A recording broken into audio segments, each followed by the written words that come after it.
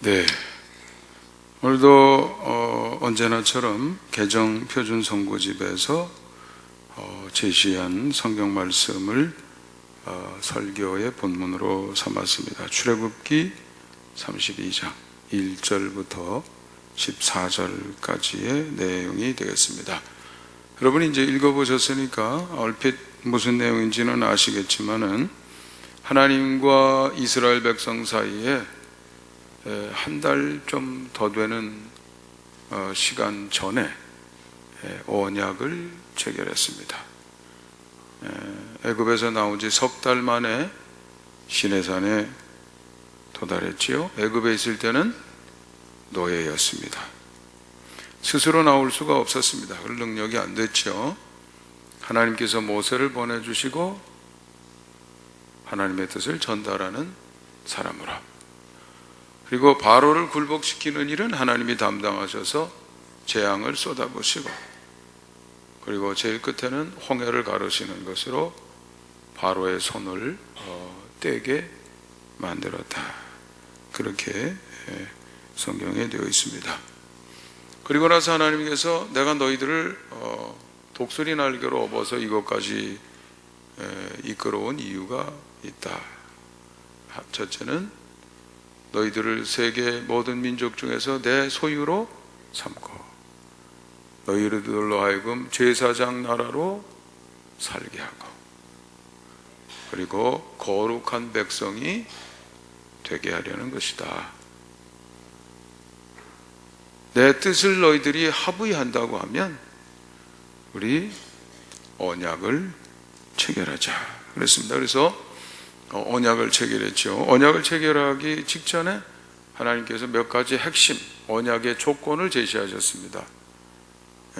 일단 10계명을 중심으로 해서 거룩한 백성이 살아야 될 삶의 길이 있으니까 그걸 제시하면서 순종할 건가?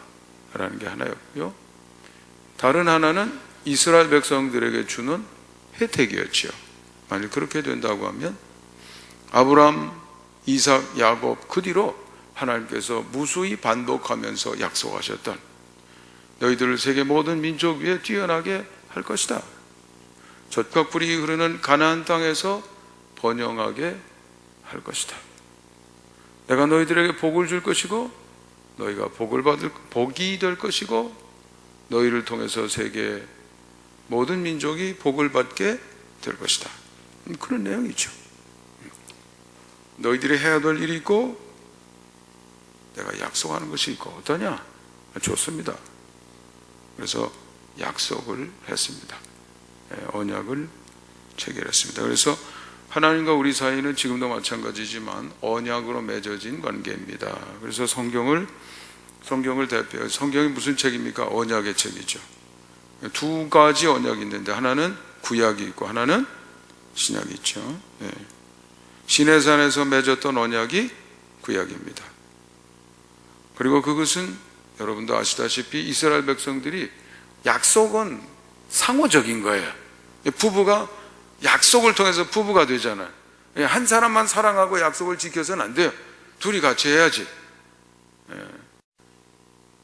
그래서 약속한 다음에 성혼 선포를 하죠. 성혼 선포를. 그 약속에 의존이 되어 있습니다. 그래서 헤어지고 싶다 그럴 때는 그 이유가 뭐냐면 약속한 거 안 지켰다 이거죠. 법원에 그걸 갖다가 제출하면 그것을 판사가 들여다보고 약속한 거 안 지켰구만, 갈라서도 되겠어요. 그러면 이혼이 되는 거예요. 하나님과 우리 사이도 약속으로 맺어졌다 이거예요. 그 우리가 해야 될 일은 하나님의 뜻, 도리, 법도, 의, 정의, 공의, 사랑, 진리, 하나님의 뜻이죠. 진선미애, 하나님에게서 우리가 발견하는 핵심 가치가 되겠습니다. 그것을 구체적인 행동으로 쭉 나열하는 것이 10계명 그리고 다른 계명들이 되는 겁니다. 이거 지킬 것이냐, 지키겠다. 그래서 약속으로 관계를 정하게 되었습니다. 그리고 이제 그 뒤로 시간이 지났죠. 한 달이 조금 더 지났습니다만은 우리 1절을 한번 읽어보겠습니다. 1절 우리 다 같이 읽어봅니다. 시작. 백성이 모세가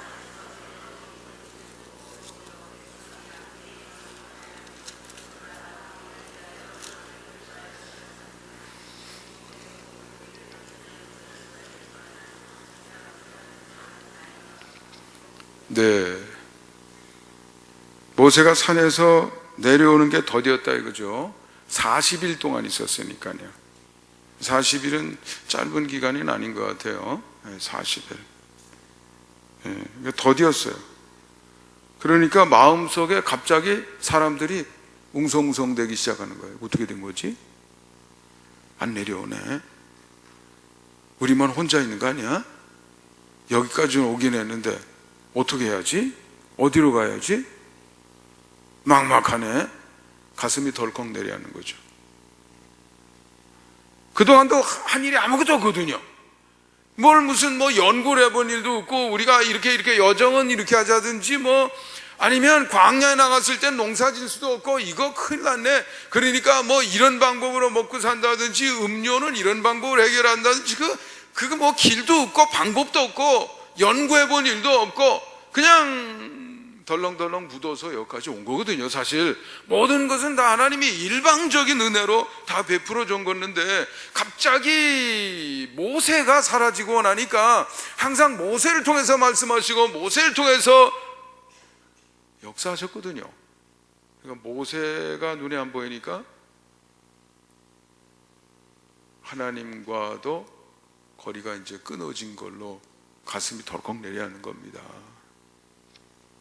불안이 엄습했습니다. 그래서 모세의 형제 아론이 있고요, 모세의 누이 미리암이 있었죠. 중요한 역할들을 해왔습니다. 특별히 모세의 형인 아론은 늘 모세 옆에 있으면서 시중을 들어주고, 아론은 수완이 좋은 사람이에요. 말도 잘하고요. 그래서 모세가 하나님 앞에 말씀을 받으면 전달할 때 아론이 대변인 노릇하고 이렇게 했었습니다.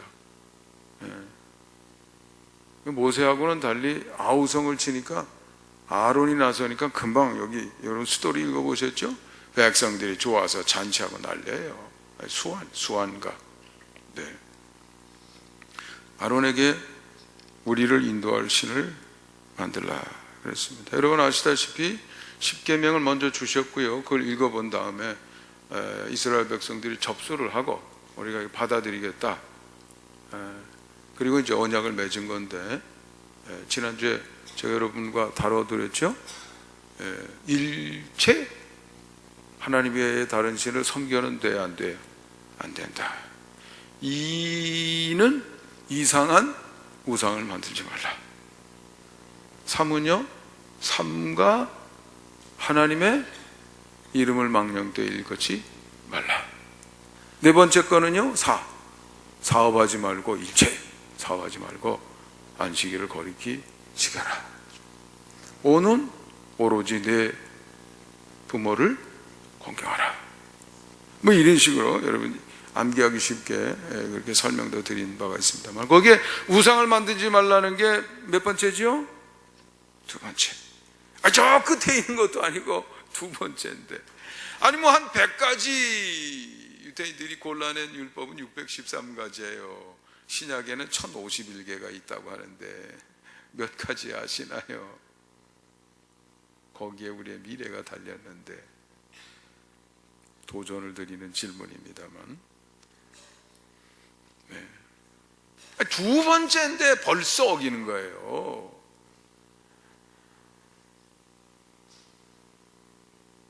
그래 언약이 무슨 의미가 있어? 언약은 지켜야 의미가 있는 건데 말이죠.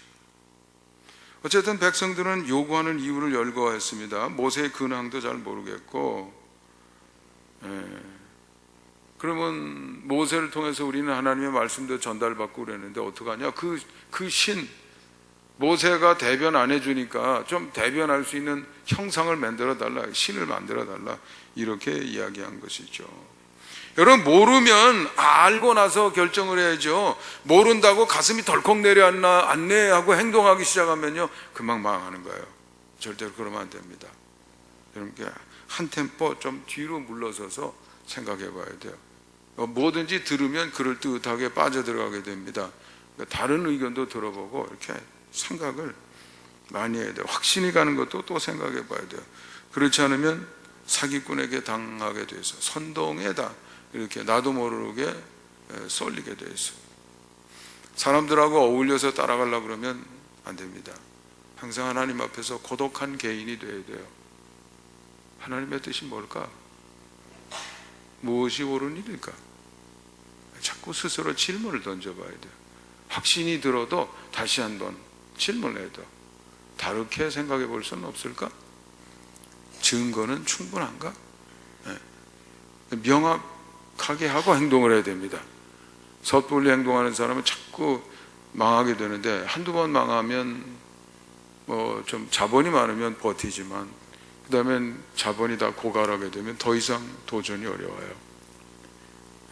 그래서 사업을 하나 하더라도 남의 밑에 가서 몇 년씩 다 해본 사람, 이런 사람들은 그래도 잘 버티는데, 그렇지 않고 그냥 이거 잘 된다더라 저거 잘 된다더라 해서 프랜차이즈 하면 망하는 경우가 굉장히 많습니다. 그래서 항상 이렇게 깊이 생각해 봐야 돼요. 지나간 일들 중에서도 우리 나라를 움직였던 거대한 일들 보면 그거 아니었었는데 하는 게 얼마나 많습니까?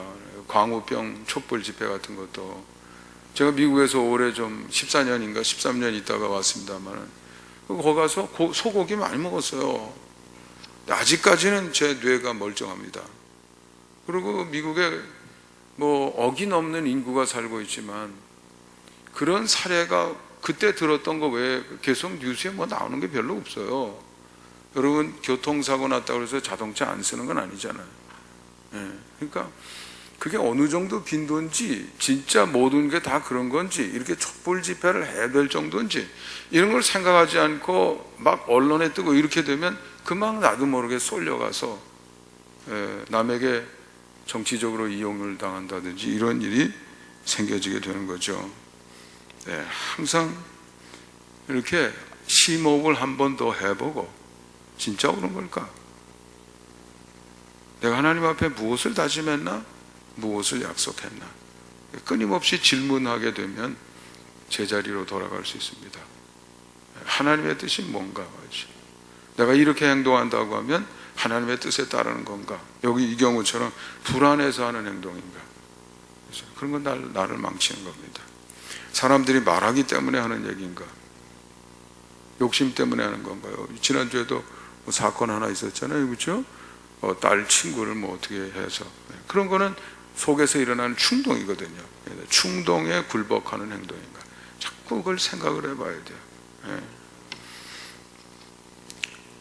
결국 몇 사람이 시작한 일이지만 출애굽 1세대 전체의 행동이 되고 말았습니다. 인간의 두 얼굴, 그 프로그램에 나오는 얘기 제가 했잖아요. 어떤 사람이 로타리, 사람 엄청 많이 복잡한 로타리에 가가지고 하늘을 쳐다보고 막 이러는데 사람들 쳐다보지도 않아요. 두 사람이 막 아무것도 없어요. 근데 막 이러는 거죠. 아무도 안 쳐다봐요. 근데 세 사람이 하니까 지나가던 사람이 한 사람 쳐다보더라고요. 그러니까 어떤 사람이 또 쳐다보더라고요. 그리고 잠시 지나니까 모든 사람이 쳐다봐요.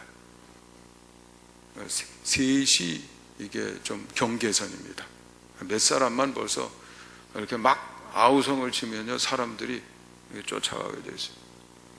그래서 이제 오늘 본문 속에 사건이 생겨지게 되는 것이죠. 그런 것에 의해 움직이지 않고 사실은 하나님과 약속을 했으니까 항상 어디로 돌아가야 되겠어요? 약속으로 돌아가야죠. 그래서 약속 관계 속에서 하나님은 약속을 지을 때 잘 되게 해주신다고 그랬고, 생명을 주시고 복을 주신다고 하셨고, 이스라엘 백성들이 담당한 건 뭡니까? 하나님이 제시한 계명을 따라 산다는 거였거든요. 그러니까 복에 대해서는 하나님이 하시기로 했으니까 사실 거기는 신경을 끄는 게 좋습니다. 그는 그분의 때에 우리에게 주실 겁니다. 걱정하지 마세요. 저는 확신합니다. 살아봤어요. 그러나 순종하는 것은 내 역할이니까 항상 그 질문을 해야 돼요. 하나님 뜻이 뭔가? 하나님의 명령은 뭔가?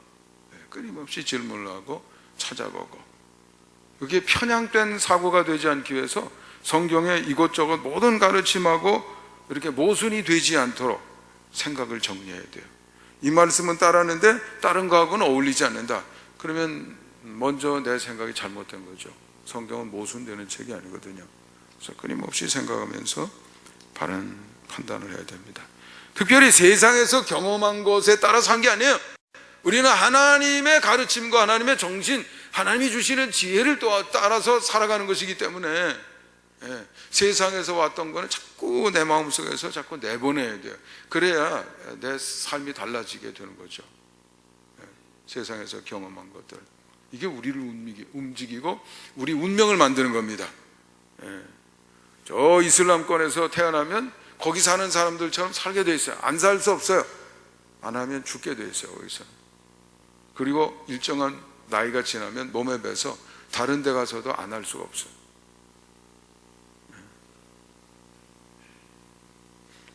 그래서 로마서 12장 2절에 이 세상 패턴을 마음속에서 밀어버리고 마음을 밀어내고 마음을 새롭게 함으로 변화를 받으라. 너희는 이 세대를 본받지 말고 오직 마음을 새롭게 함으로 변화를 받아 하나님의 선하시고 기뻐하시고 온전한 뜻이 무엇인지 분별하도록 하라. 이렇게 돼 있죠, 세상. 근데 이 사람들은요, 애굽에 당시, 지금 너무 그렇지요. 뭐 지금 저 인도나 뭐 이런 데 가보면 뭐 벨 종류 그 신이 다 있습니다. 원숭이도 신이죠, 쥐도 신이죠. 뭐 신전들이 다 있어요. 그런데 익숙해 있던 그 동네 사람들은 쥐가 우글우글거려도 거기 먹을 거 갖다 놓고, 그 신전에 가면 아이가 쥐투성이에요. 하나님이래요. 또 어느 동네 가면 소가 하나님이기 때문에 길거리에서 소들이 어슬렁어슬렁 다녀도요, 자동차가 피해 다녀야 돼요. 소를 건들면 안 돼요. 세상에서 지금 그런 것들이 있죠. 출애굽 1세대는 애굽에 있었기 때문에 애굽에 온갖 그 신의 형상들이 많잖아요. 그러니까 그때 보았던 경험이죠. 그러니까 우리 신도 만들어 달라 이거죠. 우리 신도 만들어 달라요. 하나님을 알아야 됩니다. 하나님을 제대로 알아야 돼요. 세상의 경험을 가지고 자꾸 이게 하나님이라고 생각하고 하나님을 그런 방식으로 대하려고 하면 실패하게 되어 있다는 것을 여러분이 꼭 기억하시기 바랍니다. 2절부터 3절 4절을 보면 아론이 그들에게 이르되 너희 아내와 자녀의 귀에서 금고리를 빼내어 내게로 가져라. 뭘 가져오라고요? 금을 가져오라는 거죠. 모든 백성이 그 귀에서 금고리를 빼어 아론에게 가져가며 금을 잔뜩 갖다 줬어요. 아론이 그들의 손에서 금고리를 받아 부어서 조각칼로 새겨 부었다. 금고리를 부었다. 녹였다 이거죠. 그래서 부어가지고 이렇게 하나의 덩어리를 만든 다음에 뭘로 새겼다고요? 조각칼로 새겨서 뭘 만들었습니까? 송아지 형상. 그리고는 말했습니다. 이스라엘아, 이는 너희를 애굽 땅에서 인도하여 낸 너희의 신이로다. 그렇게 얘기를 했어요. 그랬더니 백성들이 좋아서, 여기 분명히 금을 모으고 녹이고 조각칼로 깎아서 금송아지를 만들어서 사람들 앞에 내놓았다는 것이죠. 근데 나중에 24절에 보면 아론이 모세의 추궁에 대답하는 장면이 나옵니다. 금을 가져왔기로 불에 던졌더니 이 송아지가 나왔나이다. 사람이 참 잠깐 사이에 자기가 조각칼로 깎아놓고 던졌더니 나왔다는 거예요. 대개 논쟁 현장에서 이런 논법들이 많이 등장하게 됩니다만은, 잘못을 직시하지 않고서는 미래가 없습니다. 잘못은요, 자꾸 그렇게 둘러대고 이래서는 안 돼요. 정확하게 봐야 됩니다. 적당히 타협하고 등 두들기는데 미래가 있는 거 아닙니다. 우리가 살 길을 명확히 긋는 것이 대단히 중요해요. 그것에 의해서 우리 미래가 있습니다. 언약의 내용을 보시면 돼요. 너희들이 편안히 잘 어울려서 지내면 복 준다, 이거 아니에요. 여기 계명, 이 도리를 줄 테니까 이것을 정확히 지켜라. 그러면 복을 준다. 이렇게 돼 있어요. 그러니까 잘 어울려도 서로 안 싸워도 질서를 따라서 그렇게 하지 가는 게 아니라 적당히 야합한다 그러면 그건 죽는 길이죠. 그러니까 하나님의 가르침을 명확히 받아야 되고요. 잘못이 됐을 때는 무조건 손들고 항복해야 됩니다.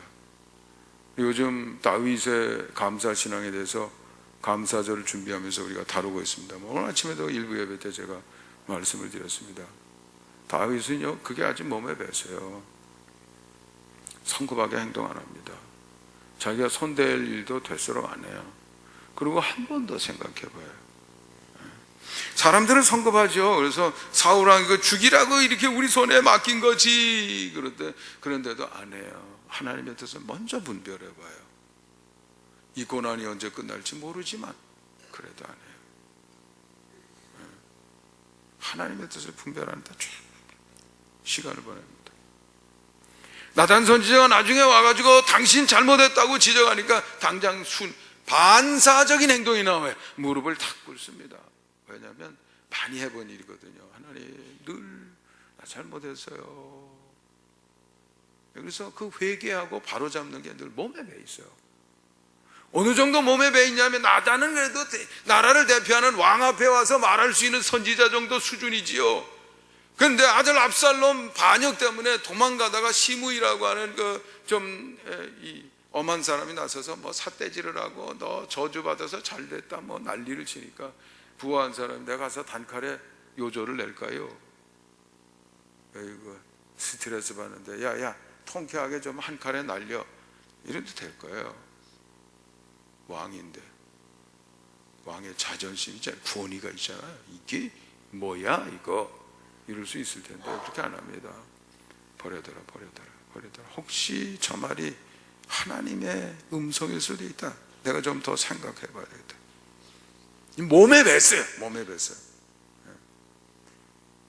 여러분 이 다윗의 마음 속의 상황은요 시편에 많이 담겨 있습니다. 스토리 속에는 다윗의 마음을 읽기가 어려운데 다윗의 시편은 그 사람의 그 당시 심정과 기도 찬양이 그냥 글로 나타나는 거거든요. 사진 찍어 놓은 거나 마찬가지예요. 거기 보면 참의 얘기들이 얼마나 많은지 몰라요. 사소한 행위도 아무렇게나 해서는 안 됩니다. 혼자 있을 때도 마찬가지예요. 여러분 혼자 있을 때 생각하고 이런 게 없어지는 것 같지요? 절대로 안 없어집니다. 여러분이 보고 생각하고 느끼고 많이 있던 적게 있던 행동한 것이 여러분 마음속에 차곡차곡 쌓여집니다. 그게 반복이 되면 여러분의 뇌신경의 그 회로가 굵어지는 거예요. 감사를 잡고 하면 감사 회로가 굵어져요. 불평을 입에 달면 그게 굵어집니다. 그리고 연령이 40대 50대 이상 어느 정도 지나면요 뇌신경은 전기회로나 똑같습니다. 동선처럼 있다가 거기에 플라스틱 껍데기 끼우는 거 있죠? 그러면 전기가 밖으로 안 새잖아요.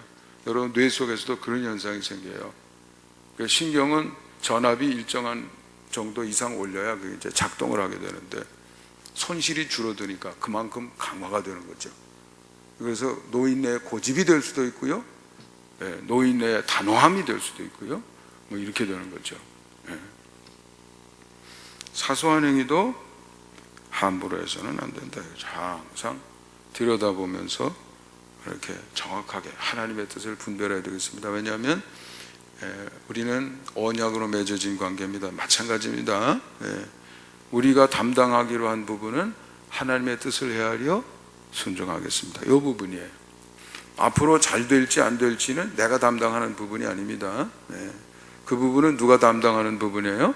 하나님이 담당하는 부분이에요. 어떤 때는 이 길로 가면 죽을 것 같은데 그래도 이거 나 피해야 되는 거 아니에요? 막아야 되는 거 아니에요? 그렇게 행동하기 쉽지요. 저는 단호하게 반대합니다. 그럴 때라도 죽으면 죽으리다 하고 옳은 길을 가야 됩니다. 그래야 역사하시는 하나님을 만나게 되죠. 내가 미리 다 계산해서 피하고 나면 하나님이 도와줄 방법도 없어요. 네가 벌써 다 알아서 했냐? 내가 보기엔 틀린데 너 왜 그 길 갔니? 하나님 손 안 대세요. 그래서 역할을 분명히 해야 돼. 로마서 12장 3절, 내게 주신 은혜로 말미암아 너희 각 사람에게 말하노니 마땅히 생각할 그 이상의 생각을 품지 말고 각 사람에게 나누신 은혜의 분량대로 지혜롭게 생각하라 이거죠. 자기 분량을 해야 어울림이 있어요. 아내는 아내의 일, 남편은 남편의 일. 자꾸 건너뛰면 부딪혀. 하나님과 여러분 사이도 편안하려고 그러면 하나님의 역할은 누구에게 맡겨야겠어요? 하나님께 맡겨야 됩니다. 우리 역할은 뭐예요? 언약에서 주신 법도대로 사는 거. 그게 우리 역할이에요. 근데 어떤 데는요, 이게 이 길로 갔다가 다윗이 말이죠. 이거 내일 죽을지 몰라요. 오늘 내가 단칸에 내리치면 끝날 것 같은데 사울왕, 사람들은 아우성이지요. 근데 내가 이걸 그냥 보내야 되나? 혹시 내일 내가 죽는 거 아닌가? 이 사람 때문에? 그래도 보냅니다. 그렇기 때문에 도와주시고 기적을 만들어 주시는 하나님의 손길을 그래서 체험하는 거죠. 죽을 것. 다니엘로 말하면 사자굴에 던져지기 전에는 사자의 입으로부터 지켜주시는 하나님을 만날 수 있다 없다? 만날 수 없다. 7절부터 9절 한번 우리 살펴보면요, 7절, 여호와께서 모세에게 이르시되 너는 내려가라. 내가 애굽 땅에서 인도하여 낸 내 백성이 부패하였도다. 그들이 내가 그들에게 명령한 길을 속히 떠나 자기를 위하여 송아지를 부어 만들고 속히 떠났다. 약속했는데 벌써 약속 오겠다 이거죠. 이스라엘아, 이는 너희를 애굽 땅에서 인도하여 낸 너희 신이라 했도다. 여호와께서 또 모세에게 이르시되 내가 이 백성을 보니 목이 뻣뻣한 백성이로다. 10절, 그러즉 내가 하는 대로 두라. 내가 그들에게 진노하여 그들을 진멸하고 너를 큰 나라가 되게 하리라. 하나님이 모세에게 상황을 알리십니다. 그리고 하나님께서 그때 심경을 모세에게 표현하는 거예요. 이게 목이 뻣뻣한 백성이다. 야, 이거 소망이 없을 것 같은데 내가 아주 싹 진멸해버리고, 그리고 너로 내가 다시 새로운 하나님의 백성 만들면 어떻겠냐? 하나님이 그렇게 말씀하시는 거예요. 하나님의 사랑을 만만하게 생각해서는 안 됩니다. 하나님의 사랑을 체험하려고 하면 언약을 지켜야 돼요. 먼저 법도를 지켜야 됩니다. 그럴 때 신비하게 일하시는 하나님을 만나볼 수가 있습니다. 하나님은 너무 오묘하셔서 우리의 머리로 포착하거나 미리 예견하기가 대단히 어려우신 그런 분이신 것을 꼭 기억해야 되겠습니다. 11절부터 14절 사이, 여러분이 조르시는 것 같은데 이번에는 그러면 교독을 해볼까요? 11절부터 14절. 11절을 제가 먼저 읽겠습니다. 모세가 그의 하나님 여호와께 구하여 이르되 여호와여, 어찌하여 그 큰 권능과 강한 손으로 애굽 땅에서 인도하여 내신 주의 백성에게 진노하시나이까?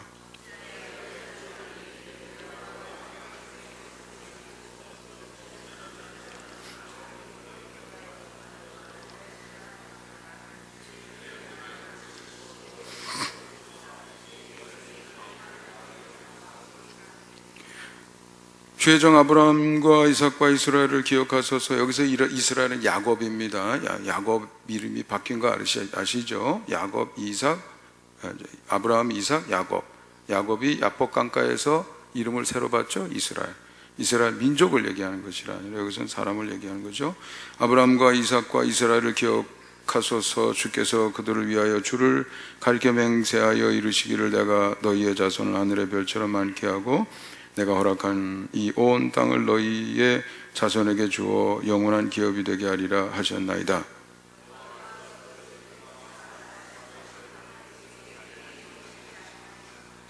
네, 모세가 중보기도를 드렸고요. 진멸한다니까요. 하나님은 뜻을 돌이키셨다는 내용입니다. 그러나 상황이 그렇다고 자동으로 원점으로 돌아간 것은 아닙니다. 여러분이 그 뒤에 스토리를 읽어보면 3,000명이 죽었어요. 그 사건 때문에. 모세가 이 명령을 해가지고 거기에 적극적으로 가담했던 사람들 죽이라고 했습니다. 3,000명이 그날에 죽었다. 하나님께서 모세에게 돌이키겠다고 하셨지만 여전히 하나님은 마음이 불편하셨어요. 그래서 그 뒤 스토리 읽어보면 너희들이 가나안 땅 가는 건 내가 막지 않을게. 그럼 가라. 나는 같이 안 가겠다. 그렇게 얘기하셨어요. 하나님의 염려가 있었어요. 목이 곧은 백성이라서 이거 또 이러면 나 못 참을 텐데 난 불의는 난 못 본다 이거예요. 그러면 이 백성 진멸할 우려가 있는데 너희들끼리 그냥 가라. 33장에 나오는 얘기가 되겠습니다. 이게 불과 40일 지났는데 그렇게 뜨겁게 언약을 맺은 지 불과 40일밖에 안 되는데 그것도 뭐 어마어마하게 많은 게 아니라 10가지 중에 순서 두 번째 거 그걸 벌써 어겨가지고 어떻게 이런 일이 일어나게 할 수 있겠냐고 말이죠. 행여 우리에게는 이런 일이 지금 일어나고 있는 것은 아닙니까? 우리는 훌륭하게 신앙생활한다고 생각은 하고 있지만 삶의 현장에서 하나님께서는 너 내 언약 그렇게 쉽게 저버리고 내 멋대로 사는 것이냐? 하고 우리를 향해서 목이 곧은 목이 뻣뻣한 백성이라고 생각하고 내 옆에 있으면 내가 아무래도 손댈 것 같아 자꾸 우리에게 거리를 두시고 우리에게 등 돌리시고 우리를 주목하지 아니하시고 우리를 방치하는 것은 아닐까? 그런 염려가 생기는 거예요. 어떻게 하면 이 우매한 행동을 우리는 반복하지 않을 수가 있겠습니까? 제가 세 가지만 생각해 봤습니다. 첫 번째는 모르는 사이에 하나님이 바뀌는 것을 조심해야 됩니다. 이스라엘 백성들이 모르는 사이에 이스라엘 백성들은 하나님에 대한 열정이라고 생각했을 거예요. 모세 못 봤지요. 사실 모세를 통해서 하나님의 얘기는 전달받았었지요. 여호와 하나님에 대해서는 아직도 제대로 알지를 못하는 거예요. 다만 이 사람들이 가지고 있는 하나님에 대한 개념은 애굽의 노예로 살 때 거기 수많은 하나님들이 있었거든요. 다 사람이 만들었어요. 만드는 것만 잔뜩 있었어요. 그거 다 섬기고 그 경험이 가져가거든요. 그러니까 하나님 만들어주세요 얘기했지만 그건 배신하려고 하는 행동은 아니었어요. 사실 하나님을 사모해서 했던 행동일 수 있습니다. 하나님이 필요하다는 절박한 표현일 수 있었어요. 모세가 안 보이니까. 그럼 어떡하냐 이거예요. 우리를 애굽에서 인도했던 그 하나님 만들어내라 이거예요. 그리고 금송아지가 만들어서 딱 세워졌을 때 너무 좋았어요. 우리를 인도하시는 하나님이 눈앞에 이젠 보이네. 모세 없어도 되겠네. 잔치를 벌이고 축제를 벌였습니다. 이런 일들이 오늘도 우리에게서 일어나지 않고 있는 건 아닐까요? 우리는 사실 하나님을 사모해서 열심히 모이기도 하고 열심히 기도하기도 하고 뭐 집회 얼마나 많습니까? 세미나 책들이 본물처럼 쏟아지고 큰 교회들 막 등장하고 정말 잘하고 있는 것일까? 그날 금송아지 앞에 춤췄던 사람들은 우리를 애굽에서 인도했던 하나님 이제 두 눈으로 본다고 그렇게 좋아하고 들떠서 축제를 벌였는데 우리가 하나님에 대한 이 들뜬 마음 속에 우리도 모르는 사이에 하나님이 바뀐 건 아닐까 말이죠. 예수님이 사실 경고를 하셨습니다. 마가복음 6장 24절에 보면 한 사람이 두 주인을 섬기지 못할 것이니 혹 이를 미워하고 저를 사랑하거나 혹 이를 중히 여기고 저를 경히 여깁니다. 너희가 하나님과 재물을 겸하여 섬기지 못하느니라. 저는 두 주인 현상이라고 합니다. 이거 겉으로는 하나님 섬긴다고 그러는데 실제로 나를 움직이는 것은 재물이다, 욕심이다 이거죠. 하나님은 주권자입니다. 하나님은 우리를 움직이시는 분이에요. 다른 게 나를 움직이고 계시면 내 삶에 있어서는 그게 하나님이다 이거죠. 그러니까 하나님과 재물을 겸하여 섬긴다는 예수님의 말씀은 그런 뜻이거든요. 네. 우리도 절박하게 하나님을 구하고 있는데 하나님을 체험하기 위해서 집회들이 줄을 잇는데 이름 있는 목사들이 그렇게도 많은데 여기는 이런 기적 저기는 저런 신비한 영적인 은사 뭐 이런 것들이 끝이 없이 이루어지고 있다는데 하나님의 말씀을 날마다 뭐 음성으로 듣는다는 사람이 있는데 무슨 땅굴이 지금 뭐 제주도까지 갔다고 그렇게 방언을 하면서 말하는 사람도 있는데 정말 우리가 하나님의 다스림을 받고 있는 것일까? 사실 우리를 움직이고 있는 것은 예수님이 지적하셨던 것처럼 욕심은 아닐까? 예배에 참여하면서도 하나님이 말씀하시면 무엇이든지 들어야 되죠 라고 하는데 내 마음에 흡족하지 않는다. 찬양을 드리면서도 내가 은혜 받지 못했다, 나가 중심이 늘 되고 있습니다. 헌금을 드려도 이걸 통해서 내가 복 받을 수 있을까, 이런 생각이 앞서간다 이거죠. 제가 이따금 지적하지만 교회 안에서 연속 기도회를 해도 선물이 있어야 되고, 체육대회나 교단도 지도자들이 모여서 하는 행사에도 경품이 잔뜩 산더미처럼 쌓여야 지금 행사가 되고, 이거 어딘가 좀 뒤집어진 것 같은 느낌이 여러분은 안 드시나요? 네. 사실 이런 패턴은 사회도 마찬가지입니다.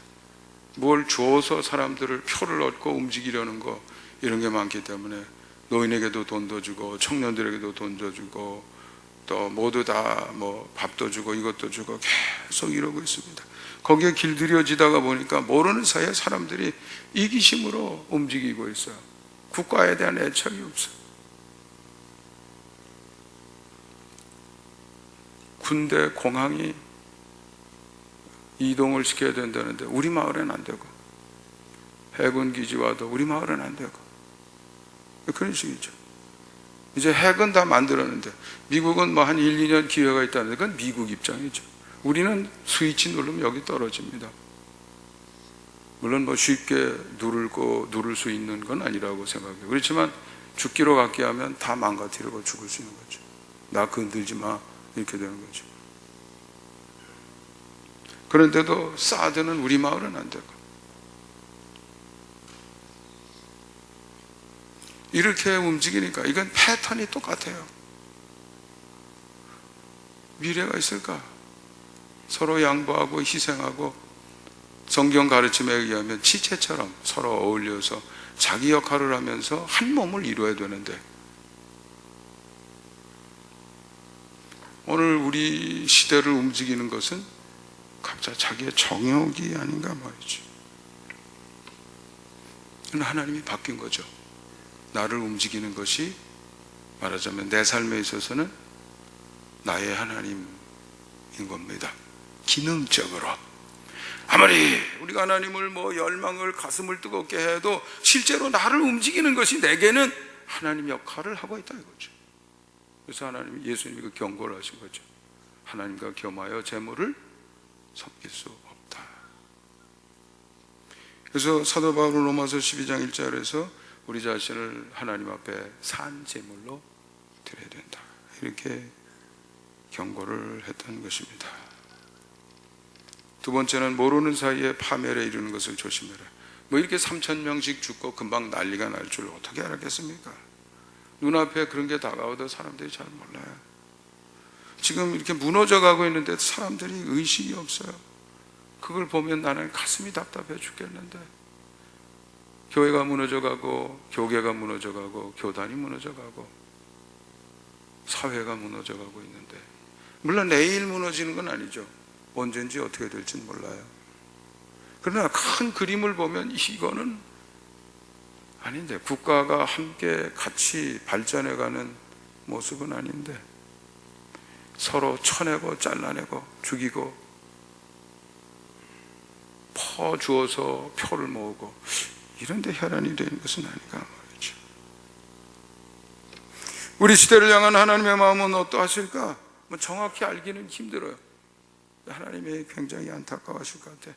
조금 자꾸 거리를 두시려고 하는 건 아닐까? 나 옆에 있다가는 진멸할 것 같다, 그런 마음을 가지시는 것은 아닐까?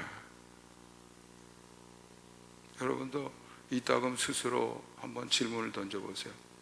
오늘 하루 나를 움직인 이 원인은 뭔가? 뭐가 나를 움직였나? 잘 되고 싶은 욕망이었나? 뭐였나? 이걸 생각해 보세요. 하나님을 중심으로 두시기를 주님의 이름으로 축원합니다. 세 번째로, 살 길은 자신을 바로잡는 길뿐입니다. 나를 바로잡지 않고는 미래가 없습니다. 내 속이 무너졌기 때문에 다 그런 현상이 생겨지게 되는 거죠. 나를 세워야 됩니다. 여러분 스스로를 세우면 다 잘 됩니다. 걱정하지 마세요. 너무 어마어마하다고요? 산이 가로막혀 있다고요? 괜찮아요. 여러분 마음속에 믿음을 견고하게 세우면 예수님의 말씀에 의하면 그거를 어떻게 할 수 있다고요? 여기서 저기로 옮기라 하여도 옮겨진다. 불가능한 게 없어. 사람의 생각이 얼마나 놀라운지 모릅니다. 여러분이 속을 세워서 바로 하나님의 뜻에 따라 헤아리고 판단하는 능력을 얻기만 하면 여러분 삶에 불가능한 것은 없는 줄 믿습니다. 성경식 표현을 알려드릴까요? 내게 능력 주시는 자 안에서 내가 무엇이든지 할 수 있느니라.